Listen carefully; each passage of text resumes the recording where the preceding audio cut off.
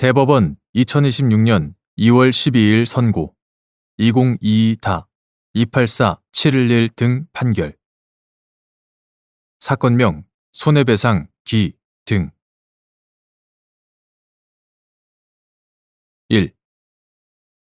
의견이나 논평을 표명하는 형식의 표현 행위가 명예훼손에 해당하는 경우. 순수한 의견 표명만으로 명예훼손이 성립하는지 여부, 소극, 및 표현 행위의 형식과 내용 등이 모욕적이고 경멸적인 인신공격에 해당하는 경우, 명예훼손과는 별개의 불법 행위를 구성할 수 있는지 여부, 적극. 어떠한 표현이 사실의 적시인지 의견의 진술인지 판단하는 기준 및 출판물을 통해 적시된 사실의 허위 여부를 판단할 때 고려하여야 할 사항. 타인의 사회적 평가를 침해할 가능성이 있을 정도로 구체성이 있는 사실을 명시적으로 적시한 표현 행위가 명예훼손이 될 수 있음은 물론이지만 의견이나 논평을 표명하는 형식의 표현 행위도 그 전체적 취지에 비추어 의견의 근거가 되는 숨겨진 기초사실에 대한 주장이 묵시적으로 포함되어 있고 그 사실이 타인의 사회적 평가를 침해할 수 있다면 명예훼손에 해당할 수 있다.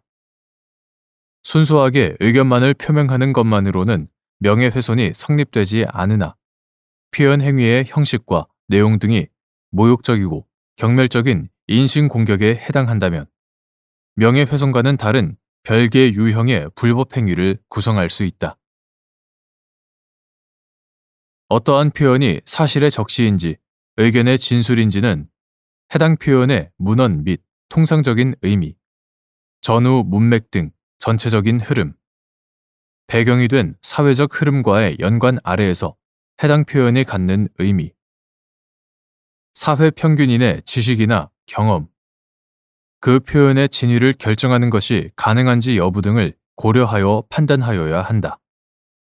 나아가 출판물을 통해 적시된 사실의 허위 여부를 판단하면서는 일반 독자가 출판물을 접하는 통상의 방법을 전제로 그 출판물의 전체적인 취지와의 연관 아래에서 출판물의 객관적 내용, 사용된 어휘의 통상적인 의미, 문구의 연결 방법 등을 종합적으로 고려하여 독자들에게 주는 전체적인 인상을 그 판단 기준으로 삼아야 한다.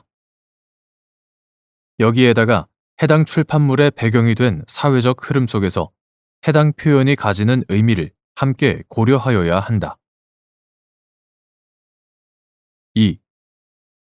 어떠한 표현 행위가 법인의 목적 사업 수행에 영향을 미칠 정도로 법인의 사회적 명성, 신용을 훼손하여 법인의 사회적 평가가 침해된 경우, 법인에 대하여 불법 행위를 구성하는지 여부, 적극. 법인제도의 목적과 사회적 기능에 비추어 볼 때 법인은 성질에 반하지 않는 범위 내에서 인격권의 한 내용인 명예 등의 주체가 될 수 있다. 민법 제751조 제1항이나 제764조에서 말하는 명예란 사람의 품성, 덕행, 명성, 신용 등 세상으로부터 받는 객관적인 평가를 말하고 법인의 경우 그 사회적 명성, 신용을 가리키며 명예를 훼손한다는 것은 그 사회적 평가를 침해하는 것을 말한다. 법인은 법률의 규정에 조차 정관으로 정한 목적의 범위 내에서 권리와 의무의 주체가 되므로 민법 제34조 법인의 목적 사업 수행에 영향을 미칠 정도로 법인의 사회적 명성, 신용을 훼손하여 법인의 사회적 평가가 침해된 경우에는 그 법인에 대하여 불법 행위를 구성한다. 3. 명예훼손에 의한 불법 행위가 성립하기 위한 요건으로서 피해자의 특정 정도. 명예훼손에 의한 불법 행위가 성립하려면 피해자가 특정되어야 하는데 반드시 사람의 성명이나 단체의 명칭을 명시하는 정도로 특정되어야 하는 것은 아니다. 사람의 성명이나 단체의 명칭을 명시하지 않은 경우라도 그 표현 내용을 주위 사정과 종합하여 볼 때 피해자를 아는 사람이나 주변 사람이 그 표시가 피해자를 지목하는 것을 알아차릴 수 있을 정도라면 피해자가 특정되었다고 할 수 있다. 4. 어떠한 표현 행위가 사망한 사람에 대한 허위 사실의 적시나 모욕적, 경멸적 인신공격에 해당하는 등으로 그의 명예를 훼손하거나 인격권을 침해한 경우 유족이 자신의 명예 또는 망인에 대한 경애, 추모 감정 등의 침해를 이유로 민법상 손해배상 청구, 침해 행위 배제, 금지 청구 등의 권리를 행사할 수 있는지 여부, 적극. 이때 민법상 손해배상 청구 등의 권리를 행사할 수 있는 유족의 범위가 언론 중재 및 피해 구제 등에 관한 법률 제5조의 2, 제2항 내지 제4항에서 정한 사망한 사람의 배우자, 직계 비속이나 직계 존속, 형제 자매로 한정되는지 여부, 소극. 사망한 사람에 관한 허위사실 적시 등 표현 행위가 어떠한 유족의 추모 감정 등을 침해하였는지 판단하는 기준.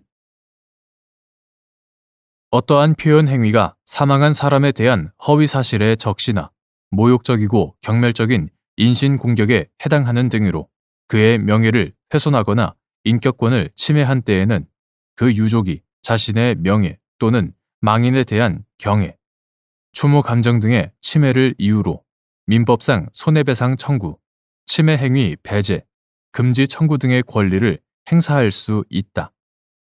이때 민법상 손해배상 청구 등의 권리를 행사할 수 있는 사람이 언론중재 및 피해 구제 등에 관한 법률 제5조의 2, 제2항 내지 제4항에 규정된 유족, 즉 사망한 사람의 배우자, 직계 비속이나 직계 존속, 형제 자매로 한정되는 것은 아니다.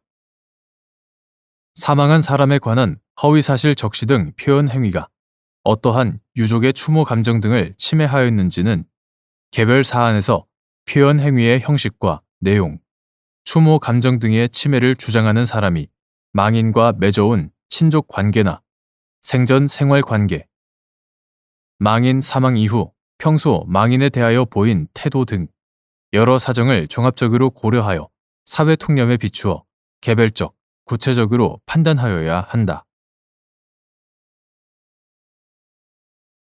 5. 명예훼손으로 인한 손해배상 청구 소송에서 적시된 사실의 허위성 및 위법성 조각 사유에 대한 증명 책임의 분배. 이때 그 내용이 진실이라고 믿을 만한 상당한 이유가 있는지 판단하는 기준. 언론, 출판을 통해 사실을 적시함으로써 타인의 명예를 훼손하는 경우 원고가 청구 원인으로 그 적시된 사실이 허위 사실이라고 주장하며 손해배상을 구하는 때에는 그 허위성에 대한 증명 책임은 원고에게 있다. 다만 피고가 적시된 사실에 대하여 그 목적이 오로지 공공의 이익을 위한 것이고 그 내용이 진실한 사실이거나 진실이라고 믿을 만한 상당한 이유가 있어 위법성이 없다고 항변할 경우 위법성을 조각시키는 사유에 대한 증명 책임은 피고에게 있다.